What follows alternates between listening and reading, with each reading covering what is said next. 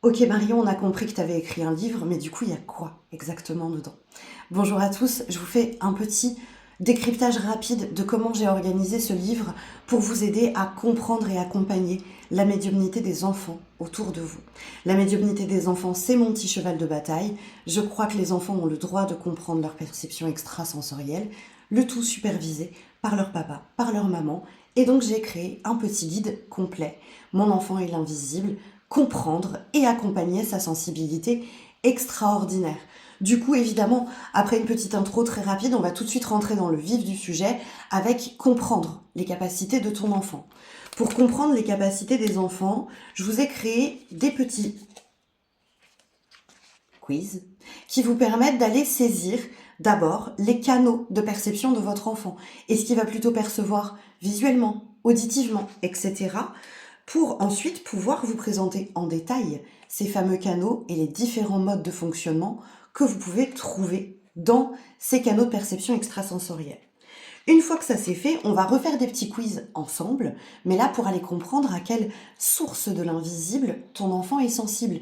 Parce que l'invisible, c'est vaste. Il n'y a pas que des défunts, il y a une multitude d'autres choses. Les enfants qui ont des perceptions des émotions des autres, du futur, des mémoires, etc. Et évidemment, comme pour les canaux, chaque source sera ensuite présentée en détail. Ici, c'est une partie de la présentation des présences, des entités, positives comme moins, pour que tu puisses comprendre davantage ce que ton enfant perçoit. Une fois qu'on a terminé les différentes sources de l'invisible, on va aller regarder s'il y a un profil de médiumnité qui ressort pour ton enfant. Est-ce qu'il est plutôt un empathe? Est-ce qu'il est plutôt un passeur d'âme? Pour qu'on puisse vraiment aller très loin dans la compréhension de ses perceptions. Une fois que ce gros travail est fait, bravo à vous, on va pouvoir ensuite aller l'accompagner par rapport à ses difficultés propres. Ici, comme dans le chapitre précédent, on va avoir des chapitres complets pour aller l'accompagner sur les difficultés qu'il rencontre, l'ancrage, la protection, le regard des autres, l'éthique, la peur, la gestion émotionnelle, etc., etc.